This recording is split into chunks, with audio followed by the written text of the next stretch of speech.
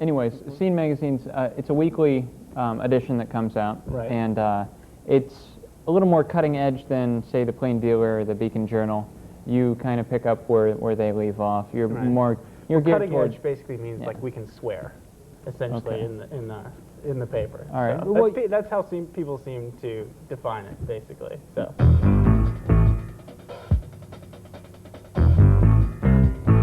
We once again interrupt this episode of The Last Call to bring yet another breaking news story. It was discovered at 10:45 this evening that I have chronic diarrhea.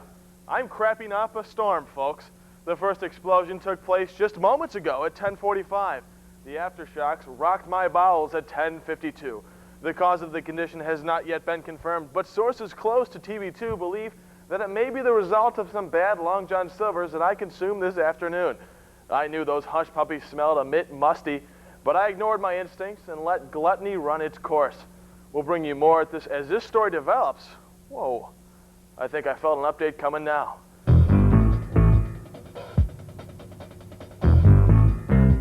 Now, I tried. It didn't work. Back to the Kent State article. Right. What exactly? You want to talk a little bit about this? Tell us what that was about. Well, just last year, there was so much attention on because the of big 30th anniversary. Big 30th anniversary, and it was obvious people were going to do there was going to be a lot of media coverage, and we just kind of wanted to do something different. So what basically I came up with was going back and looking at when most people think about the shootings, they think about the pictures that were taken and that appeared in the newspapers and in Life magazine, all that kind of stuff. You followed the photographers and found out what they did 30 years later. The pictures actually were taken by student photographers at the time. And so what I did was went out and found the guys there were 3 guys who took the pictures. One lives in New York City, works for CBS. One lives in Arizona, and one actually lives in Boardman. How did they all end up? Are any of them like on the streets somewhere and didn't fare too well, or did they all kind of? No, I think they all turned out okay. I mean, one of the guy John Philo, who's the most famous, he took the most famous photo. He won a Pulitzer Prize for it.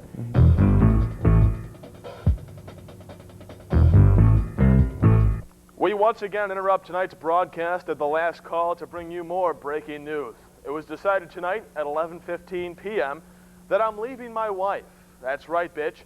You don't have old Kirk to push around anymore. No longer will I have to tolerate the cold, empty relationship that's burdened my soul for these 14 years. No more sexless nights spent pleasuring myself in the locked bathroom, fantasizing about another woman, and pretending I'm not married to a soulless shrew like yourself. So pack your bags, bitch.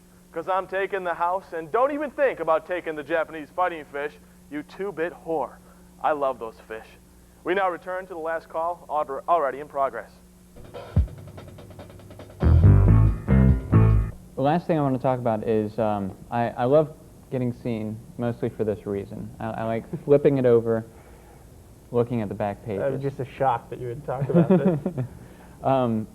How much truth is there? Like, if I really wanted to call up Rob and get that massage, would he fulfill his duties, or can I get a little bit more if I Actually, yeah, I mean, that's why they hire the staff writers. We actually write all those ads just so that people will pick up the paper. I don't know the veracity of the services offered in the back of the paper. So never called to like test I them haven't tried to be test sure. it out, right. But they actually come in and deliver their ads every once in a while, don't they? Yeah, you see some pretty strange characters sort of roaming around the office a couple days a week when they come in to turn in their money and their ads and whatnot. It's kind of like going over to my family's house, actually, a little family reunion there.